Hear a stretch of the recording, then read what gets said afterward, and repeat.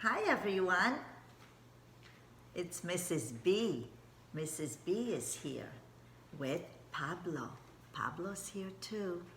Well, I'm so happy that you are here with me today, and we're going to do an abstract drawing, and we're also going to learn about Paul Klee. And we're going to read the story in a little bit. Now, first, I want you to go and get crayons or markers and a piece of paper. Any kind of drawing paper or printer paper will be fine. So I will wait right here and get ready while you go and get your supplies. Just need markers or crayons. You don't need both. Either one that you choose to draw with today. We're going to make an abstract. Everybody say abstract. Okay, and I'll tell you what an abstract is when you come back. Okay, I think I'm going to have a little bit of my tea while I'm waiting.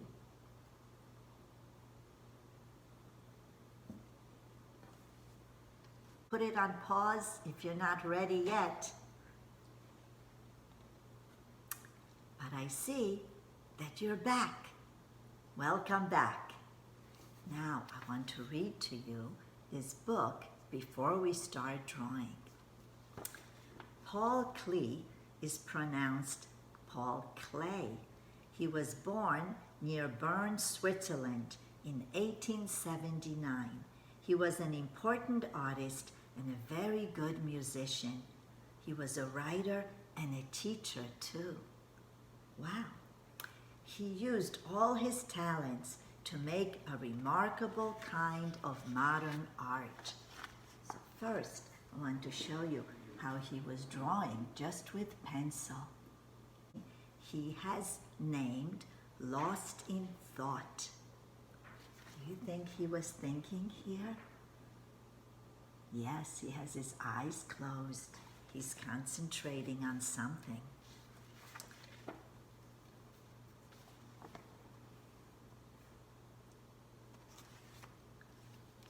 Well, we're going to call him Paul Klee. In Switzerland, they pronounced his name Paul Klee, but in America, in English, we will say Paul Klee. Paul Klee loved color. Most of his paintings and other works of art are filled with beautiful and exciting colors. Like this one. See that beautiful, bright golden fish. Sometimes you can recognize certain things in Paul Klee's paintings, such as people, animals, and houses. He also used numbers and letters of the alphabet as symbols that had a special meaning for him. Can you find some letters of the alphabet here?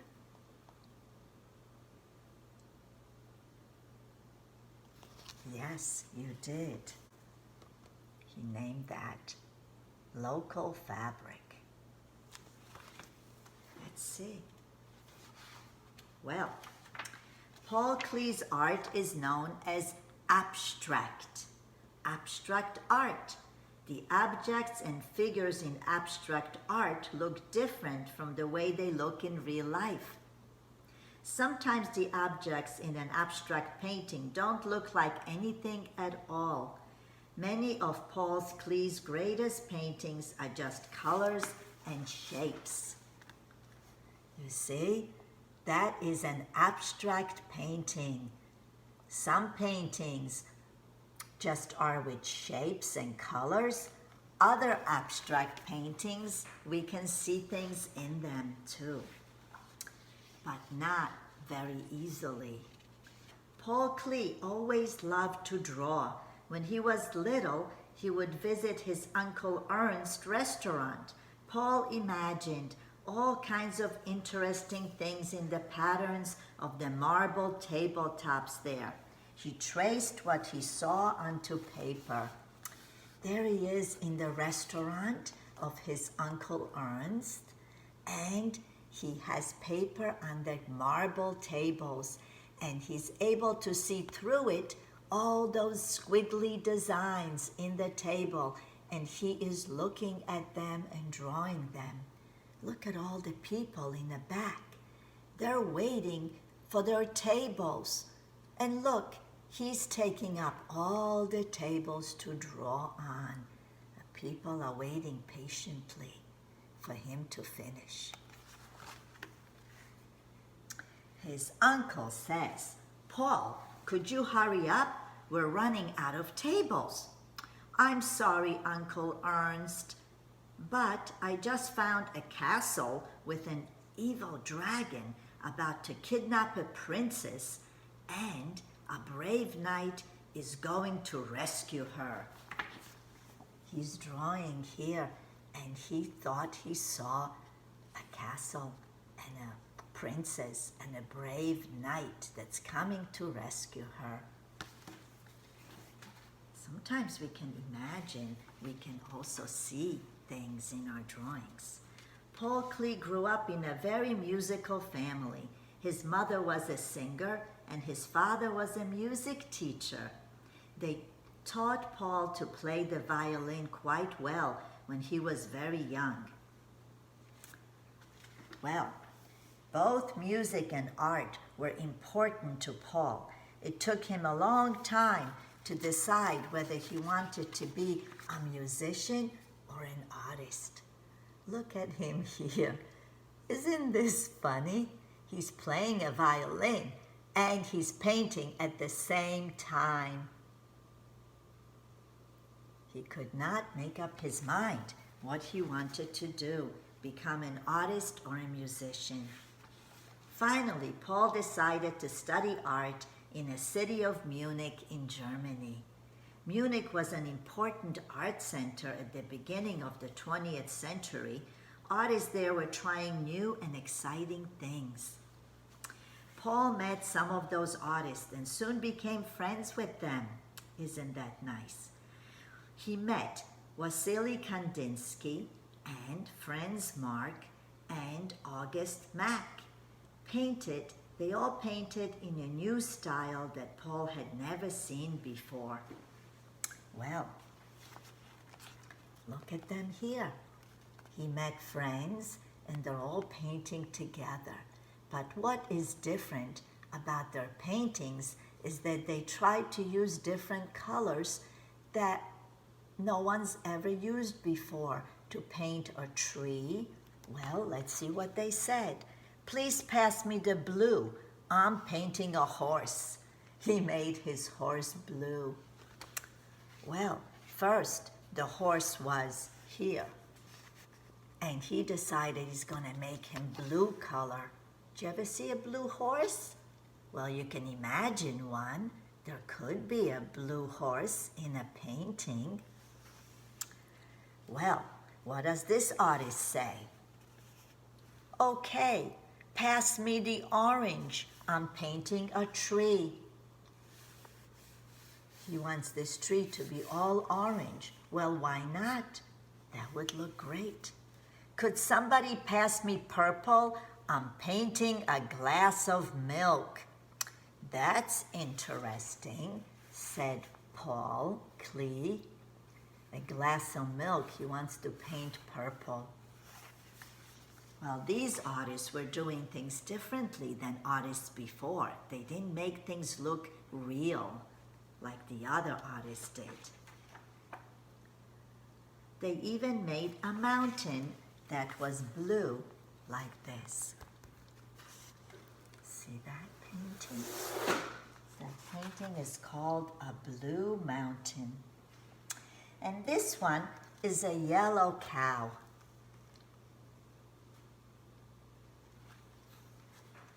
This one up above is a lady in a green jacket, right there in the park. Paul liked the bright colors and shapes these artists used, and the simple, almost childlike way that they painted people and objects. He realized that a painting didn't have to look like a photograph to be a good painting. It can be just the way your hand makes it look. Paul worked very hard to learn all that he could about drawing with line. Then he learned how to give things shape and how to make things seem like a solid surface. He filled it in.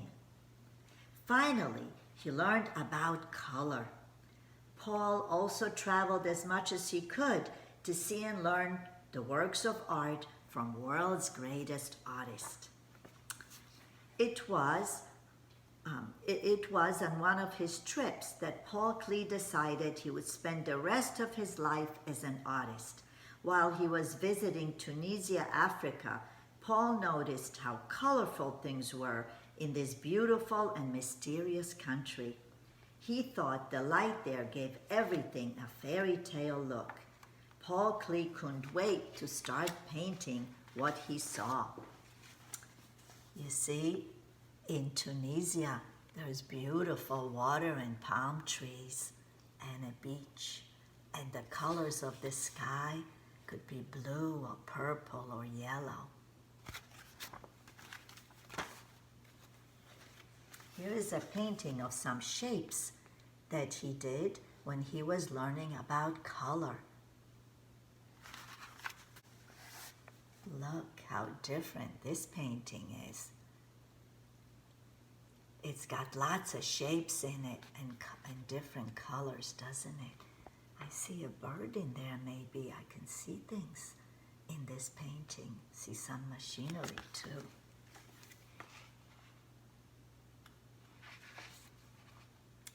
Paul thought it was important to give the person looking at one of his paintings a special feeling deep inside, a feeling a person couldn't get from an ordinary painting.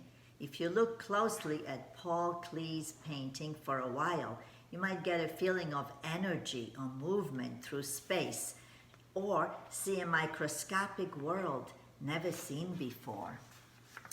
These are little tiny, tiny shapes, rectangles and squares, almost like a mosaic. And this one looks like you're looking at something through a microscope. Little tiny shapes. I see some circles too, and lines. Well, he called this one Flowers in Stone. Do you see a stone? Maybe it could be. Almost like two stones piled on top of each other. He called it a flower. A flower in stone. More than one. Paul gave some of his paintings a musical feeling too. See the music notes? Even though paintings don't have sound, Paul's patterns of color and shapes make many people imagine the rhythm of music. Soon we're going to put some music on, but not yet, in a moment. Paul Klee was always experimenting with painting.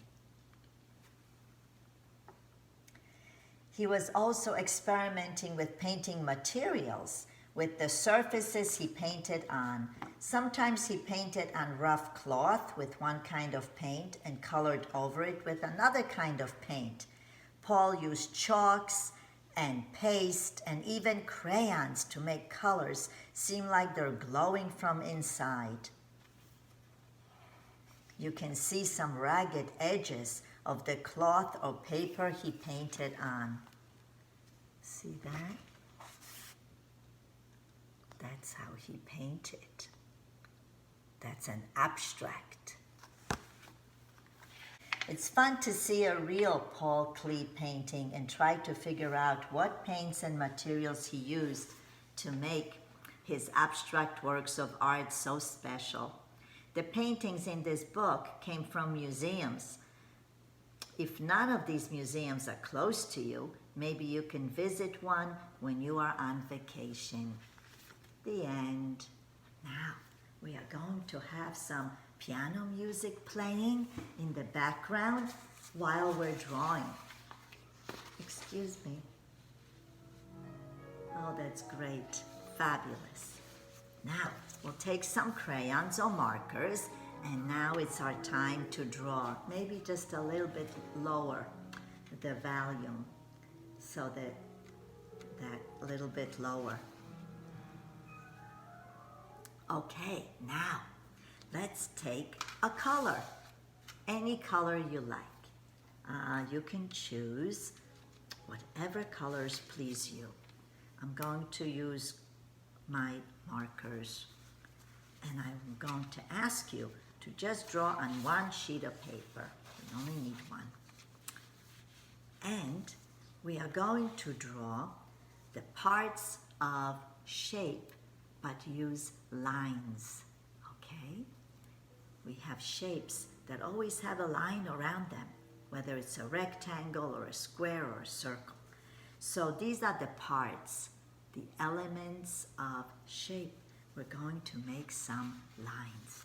I want you to take and make a line from one end of the paper to the other. It can go diagonal across like that from one corner to the other. It can go across, it can go down, any way you want, okay? So we're just going to start with a line. You can make it any way you wish. I made mine like this.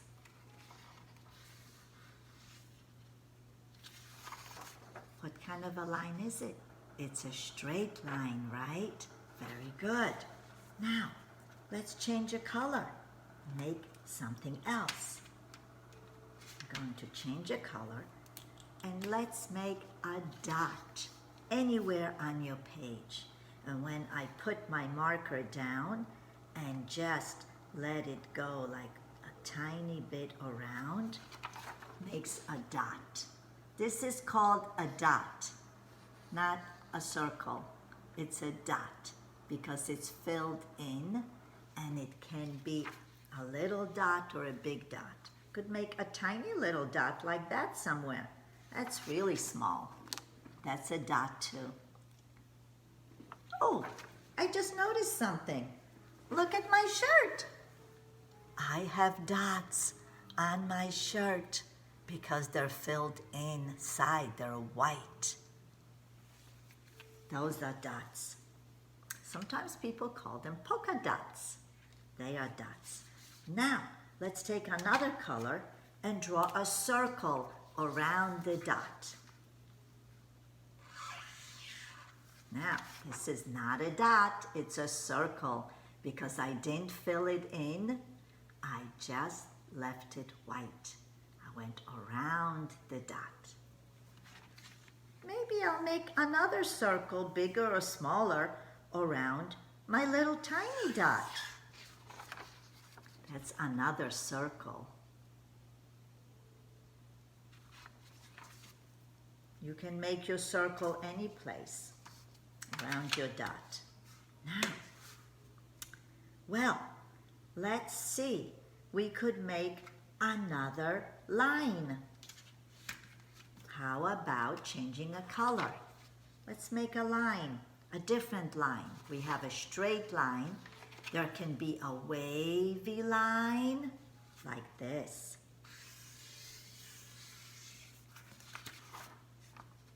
I waved it around.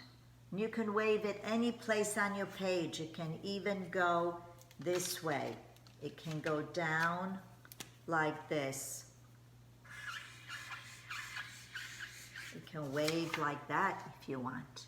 That's a wavy line. It can go this way or that way.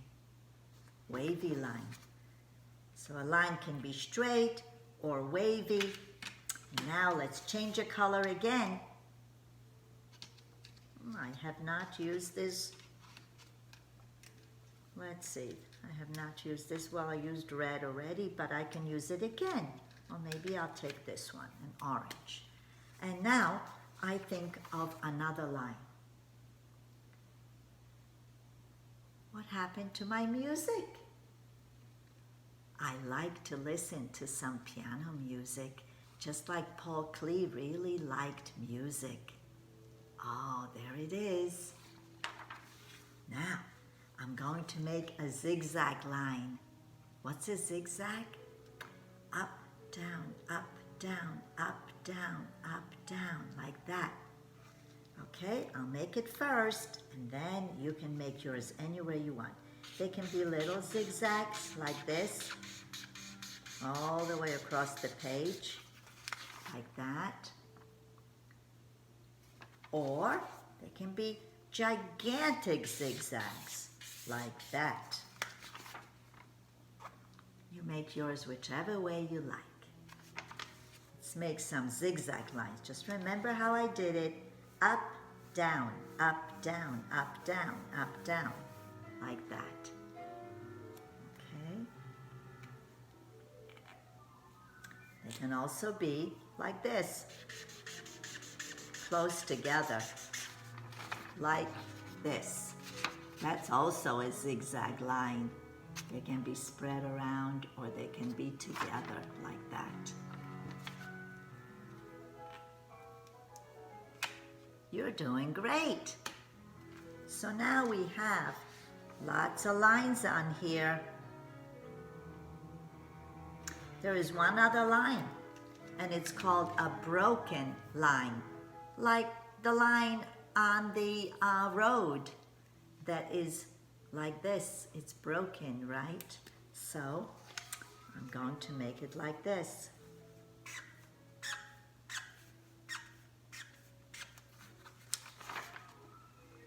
Leave a little space between the lines. That's a broken line. Can go either way.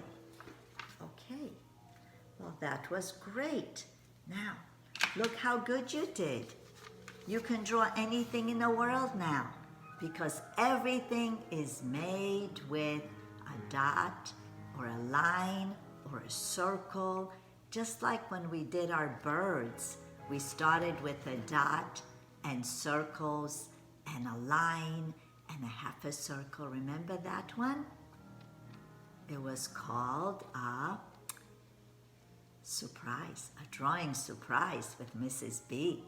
Did you do that one yet? Oh, well, if you haven't, maybe you would like to try it. So once you know all these things, this is like an abstract picture because we weren't drawing a flower or a house or a bird. We were just drawing lines today. And out of those lines, you might be able to find something that you recognized. Maybe this could be something. It maybe could be a snake, or it could be a worm. You can start finding things in your abstract picture. I have an abstract here that I find things in it too. There are some abstract parts in my painting, but then I see something here that I can recognize. Let me see if I can bring this a little bit lower so you can see it. What do you see? Well, you're right. It is a brush. There's brushes in the can. These are my brushes that I like to paint with when I'm in my studio. Okay, well now we are at home. We're all at home together. My studio is closed, so I'm drawing and having fun at home. Okay, great. Now, Pablo's going to come. Pablo wants to see your abstract picture. I'll show him mine. Here's mine. He wants to see yours. Would you hold yours up so Pablo can see how you did today with your abstract? And you learned about line and dot and circle. Oh, he likes it. He likes what you did. Well, that's very, very good. That's great. Now, next time I see you, we're going to use lines and circles and dots to draw something that we can recognize. But this time, we did starts with an A. Abstract. Abstract. That's it. You got it. It's an abstract picture. All you have to do is sign your name on the bottom. Okay. Wonderful. It was wonderful to see you today. I hope you have a wonderful day. Bye-bye, everybody. See you next time.